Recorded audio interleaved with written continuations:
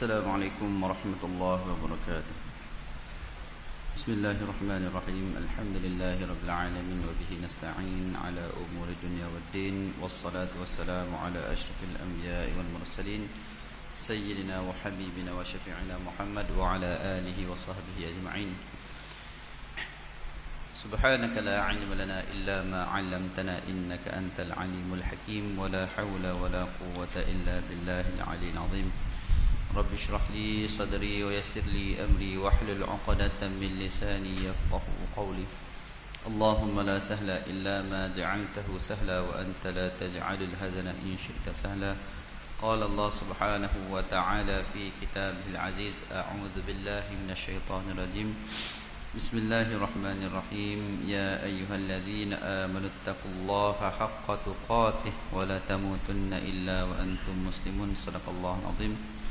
قال رسول الله صلى الله عليه وسلم: الجهاد ماد إلى يوم القيامة. صدق رسول الله صلى الله عليه وسلم. Alhamdulillah, alhamdulillah. Yang saya hormati Tuan Imam, Tuan Bilal, pada JK Masjid, para jemaah, ibu-ibu, ayah-ayah yang dirahmati Allah sekalian. Alhamdulillah, alhamdulillah. Pertama-tamanya dan selama-lamanya kita panjatkan jutaan kesyukuran kepada Allah Subhanahu wa taala di atas segala nikmat dan kurniaan yang Allah Subhanahu wa taala berikan kepada kita.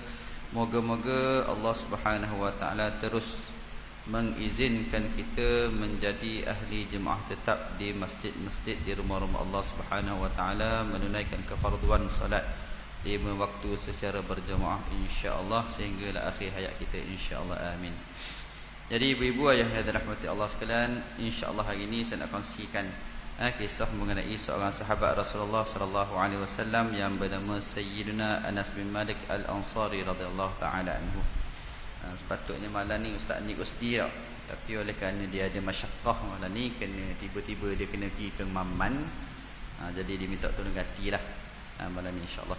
Jadi insya-Allah malam ni kita nak kongsikan kisah mengenai seorang sahabat kecil Rasulullah sallallahu alaihi wasallam, seorang sahabat yang muda, seorang sahabat yang sangat rapat dengan Rasulullah sallallahu alaihi wasallam yang bernama Sayyidina Anas bin Malik radhiyallahu taala anhu, antara periwayat hadis Rasulullah sallallahu alaihi wasallam yang terbanyak. Jadi siapakah dia Anas bin Malik radhiyallahu taala anhu Al-Ansari? Sebab apa Al-Ansari? Sebabnya dia orang Madinah, yang diberi gelaran Al-Ansari oleh golongan Ansar oleh Rasulullah sallallahu alaihi wasallam. Jadi Anas bin Malik radhiyallahu taala anhu ini adalah seorang kanak-kanak yang hidup pada zaman Rasulullah sallallahu alaihi wasallam, yang dia ini beriman kepada Allah Subhanahu wa taala ketika mana umur dia 10 tahun, melalui mak dia, ibu dia yang bernama Sayyidatina Ghumaisah bintu Milhan. Dialah orang yang bertanggungjawab mengislamkan anak dia yang bernama Anas bin Malik. Anas bin Malik ni ada seorang adik lagi yang bernama Al-Barra bin Malik radhiyallahu taala anhu. Yang dua beradik ni, walaupun dia dua beradik tapi karakter dia berbeza. Anas bin Malik adalah sahabat yang cinta kepada ilmu, adapun Al-Barra bin Malik radhiyallahu taala anhu ini adalah orang yang suka pergi berperang.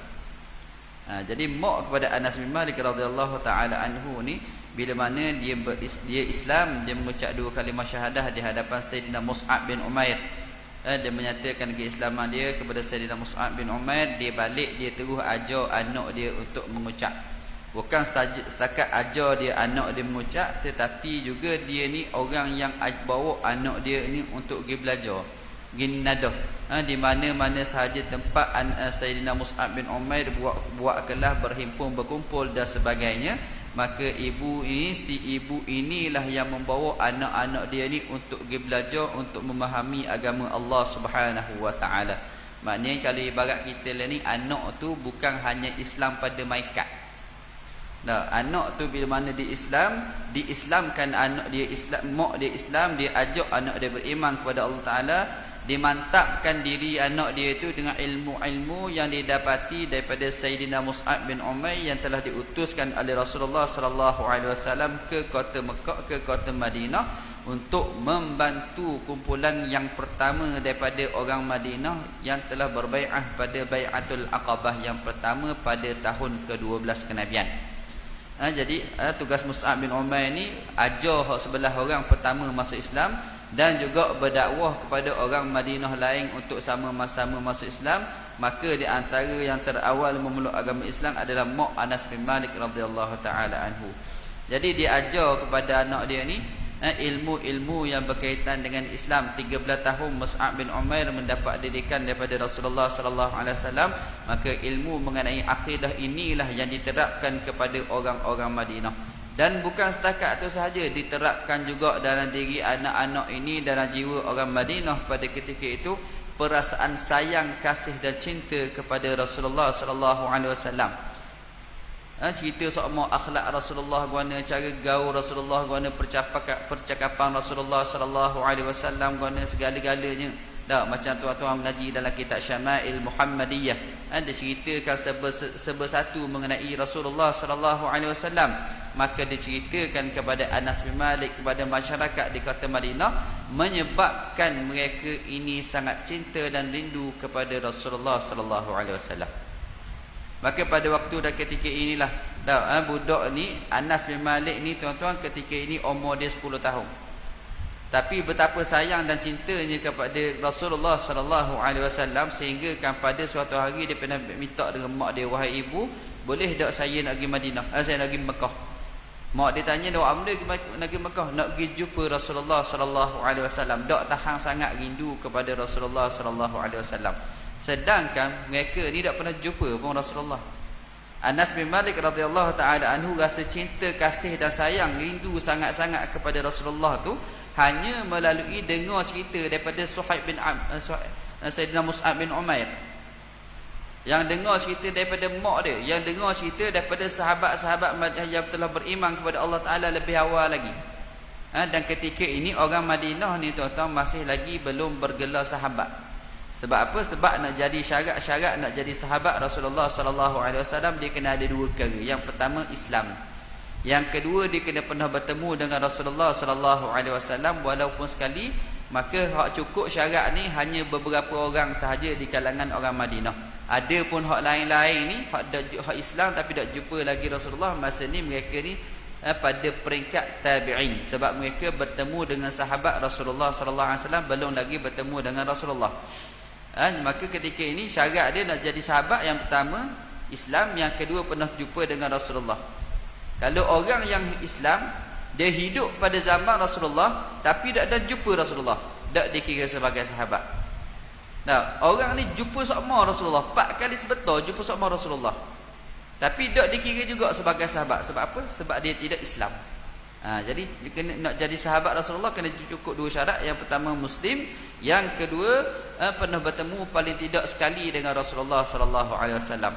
Dan Rasulullah sallallahu alaihi wasallam ni orang Madinah tak kenal. Sebab apa? Sebab Rasulullah tak pernah pergi Madinah kecuali ketika mana baginda sallallahu alaihi wasallam kecil 6 tahun. Masa itulah mak Rasulullah Siti Aminah bawa Rasulullah pergi Madinah, pergi jumpa keluarga Rasulullah, pergi jumpa keluarga mak dia. Masih ada anak beranak Rasulullah sallallahu alaihi wasallam di kota Madinah sebelah mak pada ketika itu. Dan ketika mana baginda sallallahu alaihi wasallam balik ke kota Madinah, maka ketika daripada kota Madinah ke Mekah, maka ketika inilah sampai di satu tempat bernama Abwa. Maka di sinilah mak Rasulullah sallallahu alaihi wasallam meninggal dunia. Dah ustaz, kalau pergi Mekah ke Madinah tu kubur ayah Rasulullah kat mana? Jangan tanya. Sebab saya pun tak tahu kat mana makam ataupun kubur ayah Rasulullah sallallahu alaihi wasallam. Sebab masalah orang kita ni jenis berahi kau. Tak, kalau pergi Mekah, tak tempat busuk orang buat sapah, buang sapah. Oh, ni rumah Abu Lahab. Nah, jenis berahi gitu. Oh, ni tempat kampung Abu Jahal. La haula wala quwata illa billah. Tak payah carilah tuan-tuan. Kalau setakat ada orang khabar sini rumah Abu Lahab, sini rumah Abu Jahal, lah gilah setakat kita dengar nak tahu tak apa. Ambil berat tak payahlah, tak ada kepentingan pun. Tapi kalau rumah Abu Bakar, betul. Rumah Abu Bakar ada tapak dia. Tapak dia kat mana? Tapak dia di Hotel Hilton Safwa. Zam-zam tahu hak tinggi tu, Menara Jang tu. Lepas tu ada hak tepi dia tu, hak tu Makkah Tower ataupun Hotel Hilton. Tu tapak rumah Abu Bakar Siddiq. Tapi bukan besar tu. Tak, tapak hotel tu kena tapak rumah Abu Bakar. Jadi dalam hotel tu ada satu surau yang disebut sebagai Musalla Abu Bakar ataupun Masjid Abu Bakar, sempena dengan tapak rumah dia yang kena dengan tapak hotel tersebut. Baik. Jadi Anas bin Malik ni rindu sangat nak jumpa Rasulullah, maka dia minta, mak boleh tak nak pergi Mekah nak jumpa Rasulullah? Mak dia kata, mak dia tak bagi dah, tuan-tuan. Bayangkan budak baru 10 tahun nak pergi Mekah nak jumpa Rasulullah sallallahu alaihi wasallam.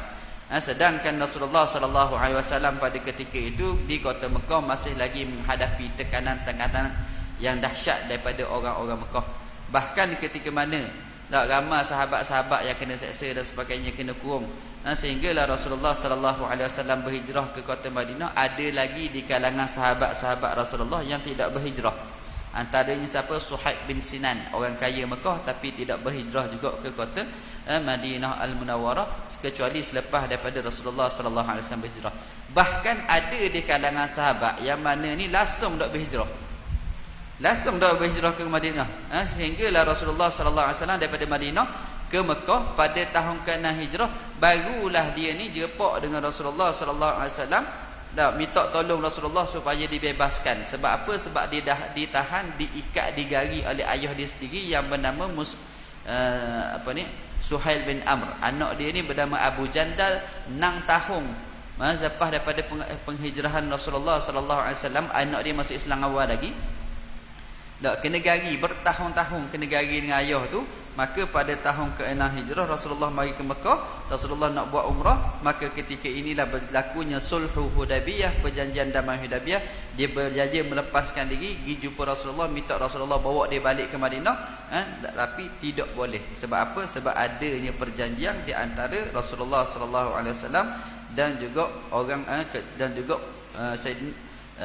Sayyidina Suhail bin Amr radhiyallahu taala anhu pada ketika itu tidak masuk Islam lagi. Baik. Maka Anas bin Malik ni nak pergi Madinah, nak pergi Mekah, mak dia tak bagilah sebab budak kecil lagi. Maka tak lama selepas daripada tu kedengaranlah suara bahawa Rasulullah sallallahu alaihi wasallam pun nak memulakan hijrah ke kota Madinah.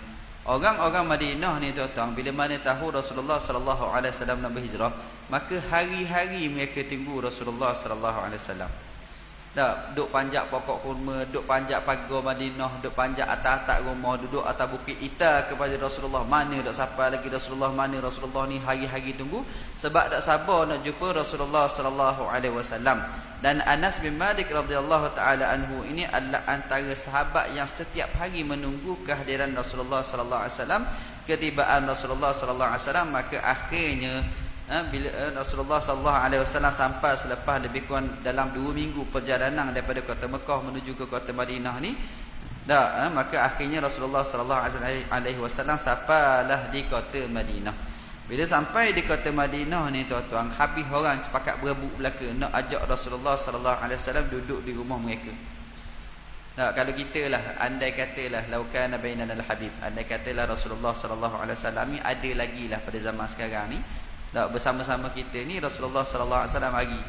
Bila Rasulullah sampai ni, Rasulullah kata nak duduk rumah orang jemaah masjid ni, tak ambuh pergi tempat hotel, tak ambuh pergi duduk homestay. Agak-agak kita berebut dah tuan-tuan. Nak ajak dah Rasulullah duduk rumah kita. Memang kita akan berebut lah. Cuma masalahnya bila Rasulullah masuk rumah kita tu, adakah Rasulullah akan gembira dengan apa yang ada dalam rumah kita tu? Dengan suasana rumah kita tu macam mana? Adakah Rasulullah sallallahu alaihi wasallam akan gembira melihat adakah rumah kita tu pasang TV cerita ngaruk-ngaruk ke tidak? Keluarga kita tu sembahyang ke tidak, jaga sembahyang ke tidak? Benda ni adalah perkara-perkara yang perlu kita fikirkan jugalah. Andai kata Rasulullah sallallahu alaihi wasallam ada lagi, masya-Allah. Allahu akbar. Jadi sahabat-sahabat Rasulullah ni berebut belaka. Jadi sahabat dah lah bila jumpa dah Rasulullah ni. Bila sampai ke Madinah, Rasulullah sampai Madinah, orang Madinah semua jadi sahabat dah sebab nampak dah Rasulullah sallallahu alaihi wasallam, jumpa dah Rasulullah sekali. Maka masing-masing ada tarik tali unta Rasulullah, ada pegang kaki unta Rasulullah, ada tarik ekor unta dan sebagainya. Sebab apa? Sebab nak ajak Rasulullah sallallahu alaihi wasallam duduk rumah mereka. Ya Rasulullah, duduk rumah saya. Rasulullah, rumah saya besar. Rasulullah, rumah saya comel. Rasulullah, rumah saya banyak bilik. Rasulullah, nak ajak. Sebab apa? Nak dapat kemuliaan duduk Rasulullah sallallahu alaihi wasallam duduk di rumah mereka. Kalau kita pun berebut tu kan. Kalau kita tak Imam Sudais, kalau Rasulullah tu mungkin tak nampak Imam Abdul Rahman As-Sudais, Imam Masjid Haram. Mari-mari tu dia kata, mari masjid Gontok Nasik ni saya nak duduk rumah jemaah sini. Memang kita berebut tu kan. Pakat berebut, tapi biasa dang ketua imam dululah. Dak pun buat lagi di pengurusi masjid dulu biasa. Orang paling pengaruh. Jadi gitu tu tang. Maka ketika ini masing-masing berebut, maka ketika inilah Rasulullah sallallahu alaihi wasallam ni turun daripada unta baginda. Rasulullah kata, lepaskan untaku, biarkan dia berjalan sendiri kerana dia ini telah dipandu. Maka unta Rasulullah dibiarkan berjalan, merata-riti musim ketang dalam kota Madinah tu, kejap lorong tu, kejap lorong ni, masuk situ, tubik sini. Mencari arah yang telah ditunjukkan oleh Allah Subhanahu Wa Taala, rumah siapa yang baginda sallallahu alaihi wasallam akan duduk lagi. Kalau Rasulullah pilih mana-mana, mungkin ada orang akan tak puas hati. Tapi bila unta Rasulullah yang pilih, tak ada orang nak kata apalah. Mana ada raja unta kecuali Allah Subhanahu Wa Taala. Maka akhirnya, pendek cerita, unta Rasulullah berhentilah di rumah, depan rumah seorang sahabat yang bernama Sayyidina Abu Ayyub Al-Ansari radhiyallahu taala anhu. Maka betapa gembiranya Abu Ayyub bila mana Rasulullah sallallahu alaihi wasallam memilih ataupun unta Rasulullah tu pilih rumah dia. Maka dibawa Rasulullah sallallahu alaihi wasallam masuk rumah. Dan rumah dia ni dua tekak. Rumah Abu Ayyub Al-Ansari radhiyallahu taala anhu ni dua tekak, tuan. Maka bila mana siapa tu, mula-mula dia suruh Rasulullah duduk bawah lah, tak mau bagi Rasulullah lengah naik turun tangga kan.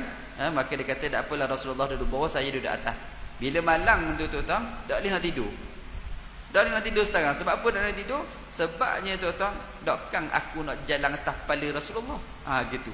Dia mari mikir gitu. Rasulullah duduk bawah, dia duduk dekat atas. Tak, bila dia jalan tu, dia rasa dia macam dia pijak atas kepala Rasulullah. Kata tak jadi ke ni?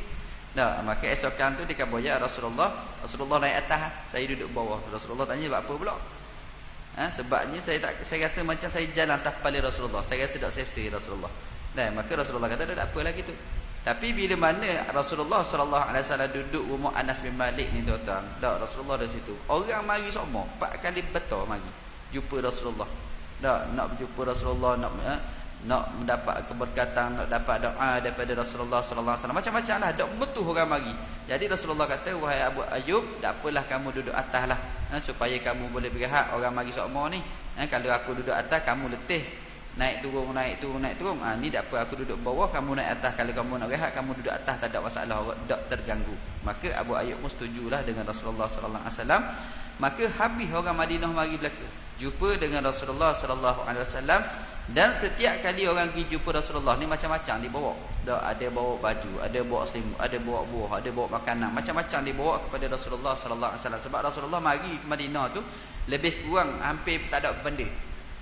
Selas pinggang. Bahkan di dalam perjalanan pun Rasulullah sallallahu alaihi wasallam sendiri keputusan bekalan makanan. Tu adalah cerita panjang lah. Baik.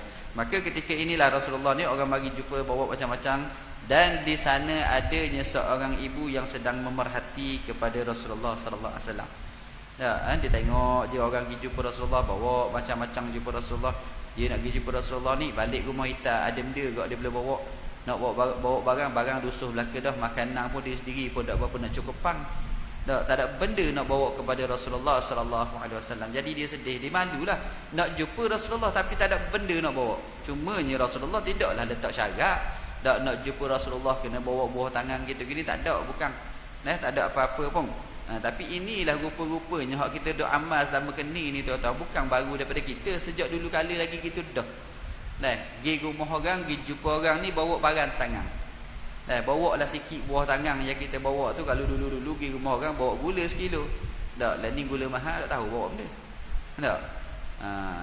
Jadi gitu.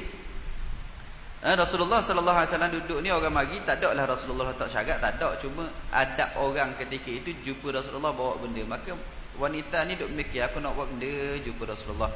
Maka dia tengoklah, mari idea dia nak bawa. Nampak dah lah nak bawa benda. Maka dia pun pergi jumpa Rasulullah sallallahu alaihi wasallam. Siapakah wanita ini? Wanita ini nama dia Rumaysah bintu Milhan, mak kepada Anas bin Malik radhiyallahu taala anhu. Lalu bila mana sampai masa dan ketika dia pergi jumpa Rasulullah sallallahu alaihi wasallam. Dia bawa anak dia ni sebab anak dia rindu sangat jumpa Rasulullah. Dia bawa jumpa Rasulullah sallallahu alaihi wasallam. Anas bin Malik budak 10 tahun tu tang. Mak dia bawa dia pergi, dia pun ikut juga mak dia nak jumpa Rasulullah sallallahu alaihi wasallam. Sampai depan Rasulullah ni dia main berlari depan Rasulullah. Budak-budak tu tang. Kerja budak main. Dia biasalah budak main, kalau pak budak main baru masalah. Jadi dia main depan Rasulullah tengok je, tak ada marah sikit pun pada Anas bin Malik radhiyallahu taala anhu. Lalu mak dia kata, "Ya Rasulullah, saya ni lama dah nak jumpa Rasulullah, saya tengok orang mari jumpa Rasulullah dan mereka ni bukan mari tangan kosong, mereka mari ni bawa macam-macam hadiah kepada Rasulullah. Saya ni Rasulullah tak ada benda nak beri kepada Rasulullah." Sebab Rumaisah bintu Milhan ni janda, suami dia telah mati. Bukan setakat janda, bukan setakat suami dia mati, bahkan dia ni juga orang miskin, tak ada benda pun. Makan pun catu dan sebagainya, tak cukup pang. Maka ketika inilah Rumaisah bintu Milhan kata, "Ya Rasulullah, saya tak ada benda nak bagi kepada Rasulullah, tapi ya Rasulullah, saya ada satu ini yang saya akan berikan kepada Rasulullah sallallahu alaihi wasallam, dan saya harap Rasulullah akan terimalah dia ni. Akan terimalah hadiah daripada saya ni. Apa dia? Ya Rasulullah, ini anak saya Anas bin Malik, saya serahkan kepada Rasulullah untuk berkhidmat kepada Rasulullah, menjadi khadam kepada Rasulullah sallallahu alaihi wasallam." Ni mak dia akhirnya beri anak kepada Rasulullah. Cerdik tak cerdik mak dia ni? Rumaisah bintu Milhan ni beri anak dia Anas bin Malik kepada Rasulullah sallallahu alaihi wasallam untuk berkhidmat kepada Rasulullah. Cerdik tak cerdik? Bijak tak bijak Rumaisah bintu Milhan? Inilah manusia paling bijak. Ibu yang paling bijak tak ada Rumaisah bintu Milhan. Sebab apa? Sebab diberikan anak dia ni kepada sebaik-baik ciptaan Allah Subhanahu wa taala, khairul bariyah. Manusia yang terbaik, makhluk yang terbaik, paling sempurna yang Allah Subhanahu wa taala pernah ciptakan, Nabi Muhammad sallallahu alaihi wasallam. Maka diberikan anak dia ni untuk berkhidmat kepada Rasulullah sallallahu alaihi wasallam. Jaga makan pakai Rasulullah, pakaian Rasulullah, wuduk Rasulullah nak mandi disediakan air, disediakan ceret Rasulullah, nak keluar rumah, nak masuk rumah pakai selipar, keluar rumah tu dipusing selipar siap-siap.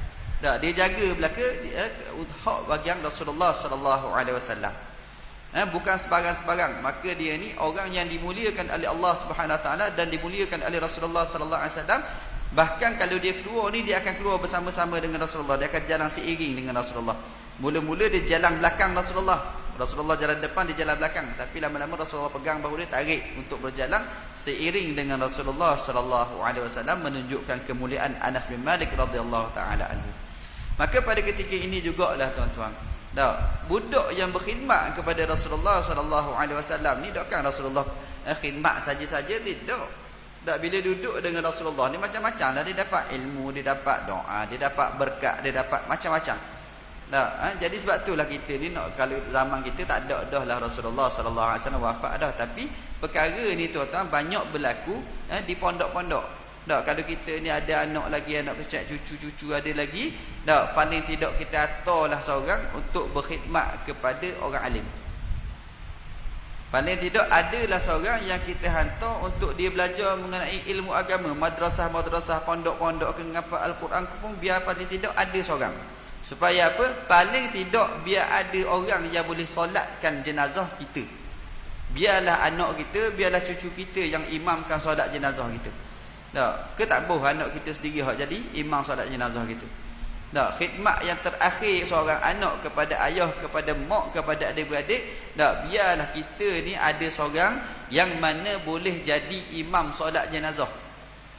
Saya sangat terkesan baru ni tuan-tuan, hak kematian seorang penasyid, penasyid kumpulan intim tu, bukan penasyid kumpulan intim, yang meninggal dunia baru ni beberapa hari lepas. Anak dia umur 13 tahun yang mandikan jenazah ayah dia. Allahu Akbar. Kalau kita tengok lah, kita ada anak umur 13-14, cik tengok, agak-agak anak aku boleh tak mandi aku ni? Anak dia umur 13 tahun tuan-tuan, memandikan jenazah ayah. Allahu Akbar. Walaupun dia ada lah macam-macam cerita-cerita di sebalik tu, tapi tak apalah. Dia ni kontroversi adalah kontroversi itu, hak tak sepahaman tu tak apalah. Tapi dia mendidik, berjaya mendidik anak dia jadi gitu tu. Dia ajar anak dia sehingga kan anak dia boleh mandikan jenazah dia sendiri. Cuma saya tak pasti dah yang jadi imam tu anak dia ke tidak. Tapi anak dia hafal Al-Quran lah, masya-Allah, tabarakallah. Jadi gitu tu, anak dia yang mandikan jenazah dia. Kalau kita pun paling tidak, kan kita nak, kalau boleh kita ada anak kita lah yang mandikan kita. Anak kita yang imamkan solat jenazah kita. Kita tak ampuh, kita mati, anak kita duduk bawah tak sembahyang. Dan benda ni berlaku tu kan. Sebab apa? Sebab tak adanya pendidikan ataupun pendedahan awal kepada anak-anak mengenai perkara ni, apatah lagi mengenai agama. Dak ajar anak mengenai agama, dak bawa, dak tekankan kepada anak-anak. Saya tuan-tuan dah dipesang oleh ayah saya masa saya sekolah menengah lagi. Kata kalau ayah meninggal, abang yang imamkan solat jenazah. Tu pesanan. Kita bila dia pesang, buka tu buku tu tuan, baca. Nah, sebab kita tak tahu bila mati ayah kita ni. Tak kita dulu ke ayah kita tak tahu. Tapi lepas dia pesang gitu tu, dia kata kalau abang tak ada, pesang ke adik-adik siap-siap hak lelaki tu supaya adik-adik yang akan ganti ke abang. Contoh saya belajar luar negara ke dan sebagainya. Tak, saya yang akan ganti, yang jadi imam kalau ada di Malaysia, kalau tak ada adik-adik lah. Tapi ni pesanan awal-awal lagi dah. Tak, jadi kalau tuan-tuan pun nak gitu juga, nak anak kita yang jadi imam solat jenazah, pesang awal-awal. Siap-siap supaya dia study awal-awal, hafal awal-awal, doa-doa. Sebab semayang jenazah ni susah tuan-tuan. Banyak-banyak semayang jenazah susah kan? Sungguh, tak percaya. Cik kita tengok kalau semayang jenazah kat rumah orang. Hak meninggal tu kat rumah. Tak. Hak semayang dalam rumah berapa kerak je, hak duduk luar tu ramai. Sebab apa? Sebab susah. Tak reti nak semayang. Tak, semayang ni tak ada rokok, tak ada sujud dah lah, rapat-rapat nak semayang pun ni. Dah, bacaan-bacaan pun payah-payah ni.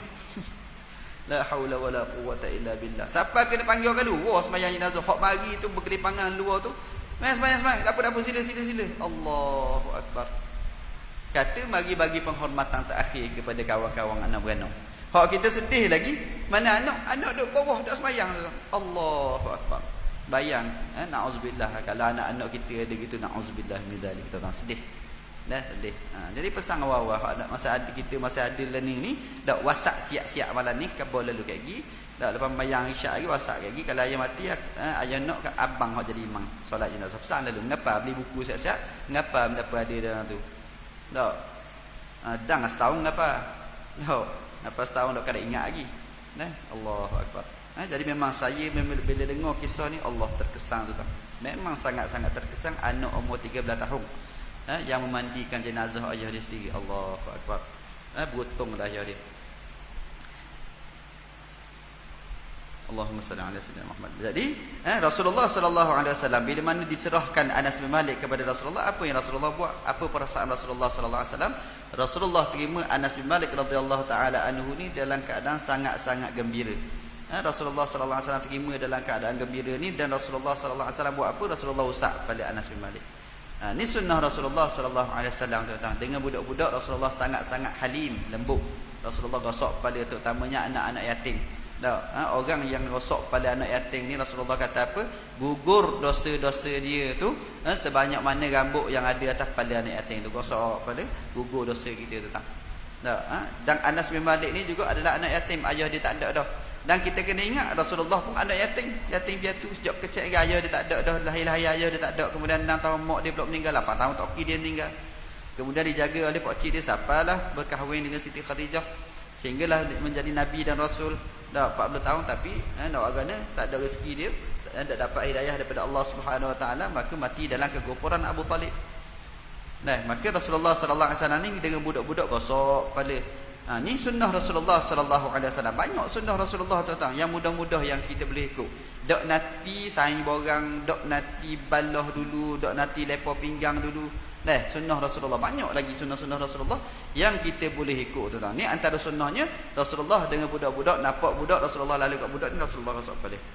Kita boleh ikut sunnah Rasulullah sallallahu alaihi wasallam. Dan Rasulullah sallallahu alaihi wasallam memanggil Anas bin Malik radhiyallahu taala anhu dengan panggilan Anas ni Unais. Baginda panggil Anas bin Malik, ya Unais, panggilan manja Anas. Ya bunai, wahai anakku.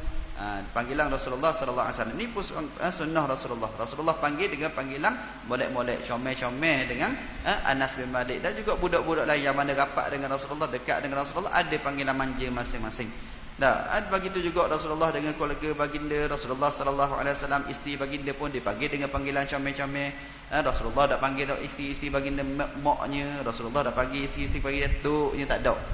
Rasulullah panggil panggilan comel-comel belaka kepada isteri-isteri. Ya Humaira, wahai isteri yang muka kemerah-merahan, pipi kemerah-merahan, tu panggilan Rasulullah sallallahu alaihi wasallam. Dan Anas bin Malik radhiyallahu taala anhu ni bila mana dia duduk dekat dengan Rasulullah sallallahu alaihi wasallam, dia ada lesen besar. Lesen besar dia, lesen besar untuk keluar masuk rumah Rasulullah sallallahu alaihi wasallam. Bila-bila masa saja dia boleh masuk rumah Rasulullah sebab dia budak. Tak, dia masuk rumah Rasulullah, keluar masuk rumah Rasulullah ni, maka dia hidup di dalam lingkungan keluarga Rasulullah, maka dia banyak dapat ilmu daripada Rasulullah sallallahu alaihi wasallam, dia banyak dapat hadis daripada Rasulullah, dan dia juga tengok bagaimana layanan Rasulullah sallallahu alaihi wasallam kepada keluarga baginda. Dan dia juga antara sahabat yang banyak pegang rahsia Rasulullah sallallahu alaihi wasallam. Dia duduk dalam rumah Rasulullah tu memang macam-macam dia nampaklah.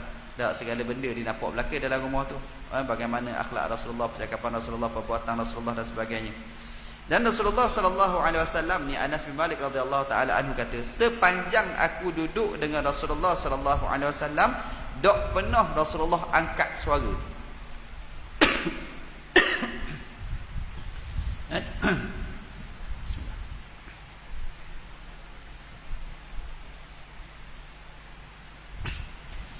Tak pernah Rasulullah sallallahu alaihi wasallam jekah Anas bin Malik.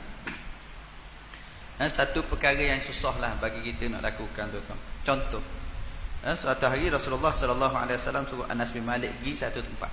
Adalah urusan apa-apa tu, contoh beli barang ke apa, Rasulullah sallallahu alaihi wasallam suruh pergi, maka Anas bin Malik pun pergi. Bila dia pergi ni tu, dia pergi tengah jalan jerepok dengan kawan. Bila jerepok dengan kawan-kawan, kawan kata, "Lek lu, jalan main lu." Tak, budak-budak ajak main dulu tu, main. Tiba-tiba dia rasa macam ada orang kat belakang dia, dan orang tu pegang baju dia ni. Dia paling tengok Rasulullah. Dia tengok Rasulullah sallallahu alaihi wasallam pegang baju dia, lalu Rasulullah tanya, "Ya Unais, wahai Unais, dah buat ke hak hamba suruh tadi?" Rasulullah tanya gitu je, senyum je Rasulullah sallallahu alaihi wasallam tanya. Tak marah sikit pun. Anas bin Malik ini bila mana Rasulullah tanya gitu, malulah dia. Tak, dia malu pada diri dia sendiri sebab dah buat apa yang Rasulullah suruh. Tapi dia budak. Tak, biasalah budak-budak kalau kita suruh anak-anak pun kadang-kadang kita suruh kejap, dia main dulu. Maka kalau suruh pergi kelas mengaji, pergi newa talang tu, mandi kolam ke, mandi sungai ke. Mandi kolam surau sejik ke. Tak, gitu. Jadi Rasulullah sallallahu alaihi wasallam tidak sekali-kali pernah angkat suara, pernah marah kepada Anas bin Malik radhiyallahu taala anhu. Ini akhlak Rasulullah. Ni kena ikutlah tuan-tuan, memang kena ikutlah. Kita belajar akhlak Rasulullah sallallahu alaihi wasallam. Sebab kita ni tuan-tuan bukan semualah. Ada orang Allah Taala beri kelembutan, ada orang jenis bekeng sikit, marah. Dia kah budak-budak. Ni maknanya kalau sunnah Rasulullah sallallahu alaihi wasallam bersabar dengan anak-anak ni, melayan baik-baik dengan anak-anak, gitulah Rasulullah tak marah, tak angkat suara kepada Anas bin Malik walaupun dia pergi main dulu. Jadi Anas bin Malik bila Rasulullah tegur ni, teruslah dia buat apa yang dibuat, yang disuruh oleh Rasulullah sallallahu alaihi wasallam. Dan bila mana Rasulullah sallallahu alaihi wasallam, Anas bin Malik duduk dengan Rasulullah ni, banyaklah nasihat-nasihat yang diberikan oleh Rasulullah sallallahu alaihi wasallam kepada Anas bin Malik. Antara dia apa?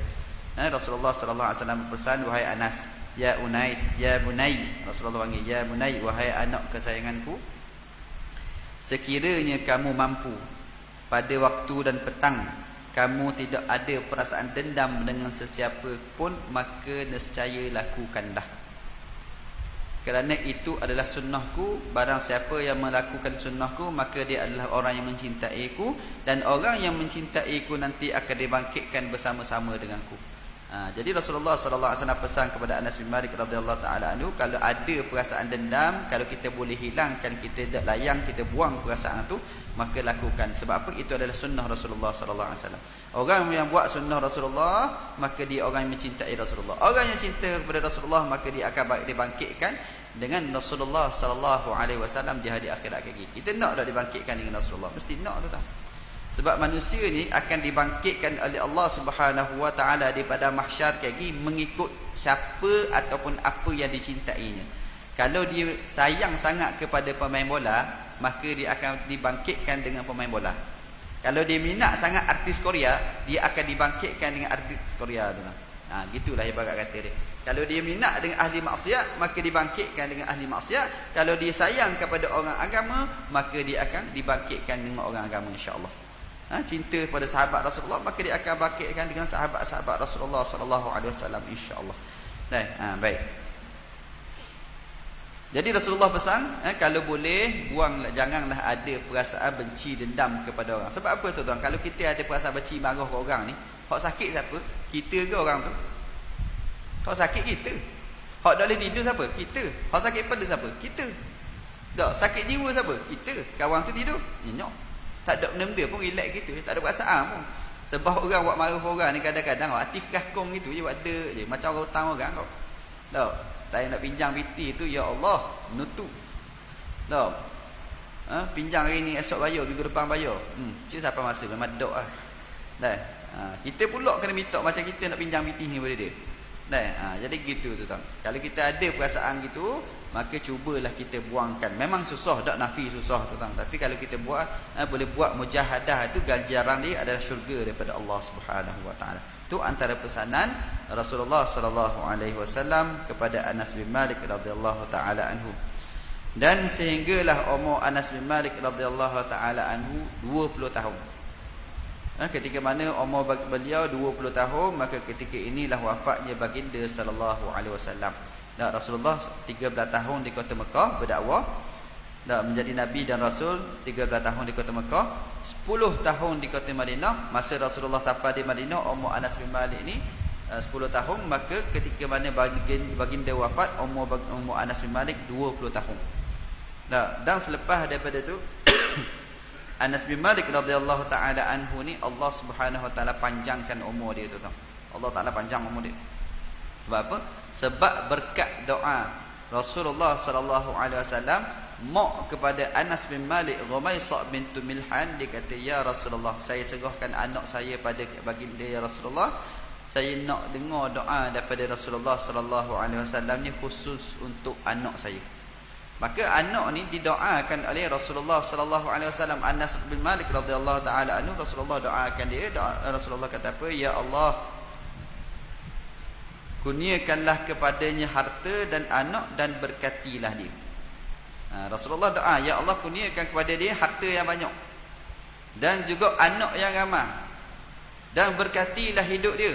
Ni kesempurnaan pada doa Rasulullah sallallahu alaihi wasallam. Maka mak Anas bin Malik bila mana dengar doa ni daripada Rasulullah sallallahu alaihi wasallam, Allahu akbar, suka. Gembira mak dia ni. Sebab Rasulullah dah doakan kepada anak dia ni. Maka ketika inilah tuan-tuan dan puan-puan yang dirahmati Allah sekalian, Rasulullah sallallahu alaihi wasallam bila doa, umur Anas bin Malik ni ketika mana baginda wafat umur 20 tahun, dia hidup 80 tahun selepas daripada tu. Panjang tak panjang umur dia ni, 80 tahun selepas daripada kewafatan Rasulullah sallallahu alaihi wasallam, dia masih hidup lagi. Rasulullah 10 tahun, dengan Abu Bakar 2 tahun, dengan Sayyidina Umar 10 tahun, dengan Sayyidina Osman 12 tahun, dengan Sayyidina Ali 6 tahun, dengan Sayyidina Hasan 6 bulan. Kemudian masuklah pada zaman khilafah Bani Umayyah, dia dah hidup lebih kurang 50 tahun pula dalam ketika itu. Dan sepanjang inilah dia berkhidmat kepada sahabat-sahabat dan juga tabi'in yang datang belajar ilmu daripada dia. Bayangkan tuan-tuan, Allahu akbar, 80 tahun dia mengajar orang. Menjadi rujukan kepada sahabat-sahabat besar Rasulullah sallallahu alaihi wasallam dan juga orang-orang alim daripada tabi'in dan mari belajar dengan Anas bin Malik radhiyallahu taala anhu. Bukan setakat tu saja, Allah Taala berkati kehidupan dia ni dengan Allah Taala berikan umur yang panjang, yang pertama. Yang kedua, Allah Taala berikan dia ni harta yang cukup banyak. Di antara orang yang paling kaya di kota Madinah, Anas bin Malik radhiyallahu taala anhu. Dan juga bukan setakat harta banyak, anak isteri, anak cucu dia ramai, 100 lebih. Ramai tak ramai ni keberkatan yang Allah Taala beri kepada dia ni, 100 lebih anak dan anak cucu dia. Allahu akbar, ramai tuan. Ramai sangat-sangat. Allah Taala berkati kehidupan dia ni. Dan Anas bin Malik ni memang menjadi rujukanlah kepada sahabat-sahabat dan juga tabi'in. Maka dia kata antara perkara yang Anas bin Malik radhiyallahu taala anhu ni ingat sangat-sangat, dia kata 2 waktu yang paling dia ingat, satu waktu yang sangat gembira dan satu waktu yang sangat sedih. Iaitu apa dia? Waktu yang paling gembira adalah kali pertama dia bertemu dengan Rasulullah sallallahu alaihi wasallam. Suka sangat jumpa Rasulullah sallallahu alaihi wasallam. Dia kata ibarat kota Madinah ini diterangi dengan cahaya yang seterang-terangnya. Suka sungguh Rasulullah safar di kota Madinah. Semua orang di Madinah gembira belaka. Dan waktu yang kedua yang paling diingati adalah waktu di mana bila mana wafatnya baginda sallallahu alaihi wasallam, maka waktu inilah dirasakan kota Madinah menjadi segelap-gelap kota. Semua orang bersedih belaka, semua orang menangis belaka di atas kematian dan kewafatan baginda sallallahu alaihi wasallam.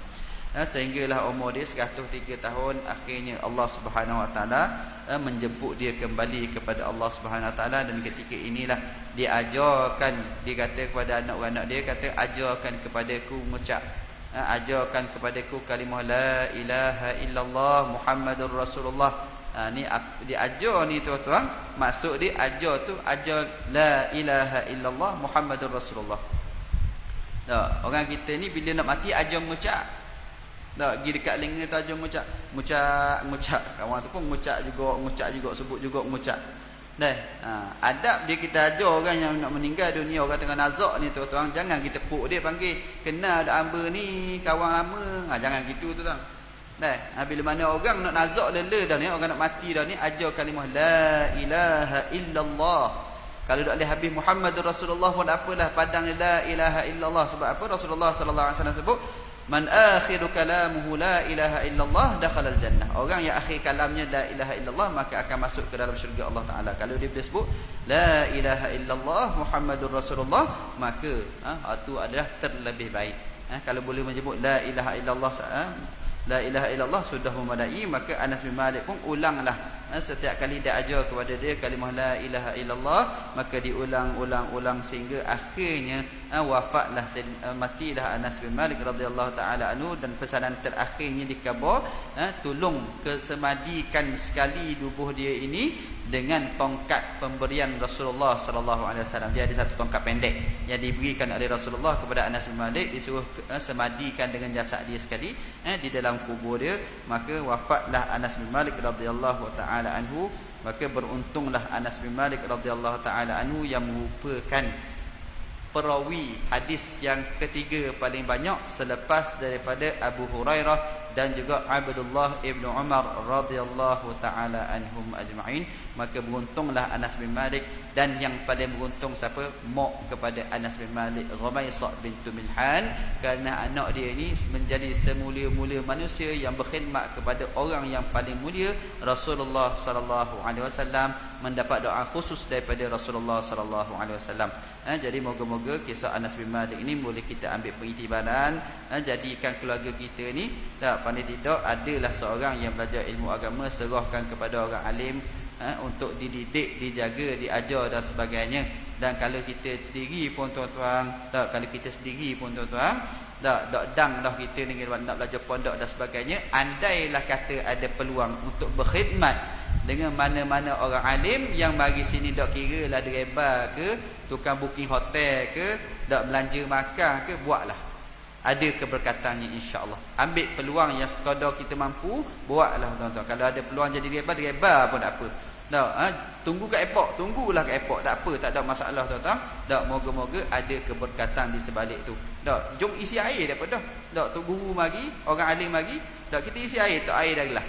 Tu pun dikira berkhidmat kepada orang yang agama Allah yang alim, dan juga insya-Allah akan ada perhisaban yang baik di sisi Allah Subhanahu Wa Taala insya-Allah. Jadi rasanya sekadar itu saja perkongsian kita pada malam ni. Apa yang baik itu daripada Allah Subhanahu Wa Taala, yang buruk itu daripada diri saya sendiri. Hakikatnya daripada Allah Subhanahu Wa Taala. Moga-moga Allah Subhanahu Wa Taala mengampuni dosa saya, dosa tuan-tuan dan puan-puan, ibu-ibu, ayah yang dirahmati Allah sekalian. Dan Allah Subhanahu Wa Taala masukkan kita semua ke dalam syurga-Nya tanpa seberhisab. Dan Allah Subhanahu Wa Taala himpunkan kita semua sekali jemaah Masjid Gontok Nasik ni sama-sama dalam syurga kat gini insya-Allah. Amin. Aqulu qawli hadza astaghfirullahal azim li wa lakum. Assalamualaikum warahmatullahi wabarakatuh. Bismillahirrahmanirrahim. Alhamdulillahirabbil alamin wassalatu wassalamu ala asyrafil anbiya'i wal mursalin سيدنا محمد وعلى آله وصحبه أجمعين. اللهم اجعل جمعنا هذا جمعا مرحوما وتفرقنا من بعده تفرقا معصوما ولا تجعل فينا شقيا ولا محروما. ربنا أتنا في الدنيا حسنة وفي الآخرة حسنة وقنا عذاب النار. وصلى الله على سيدنا محمد وعلى آله وصحبه وبارك وسلم والحمد لله رب العالمين.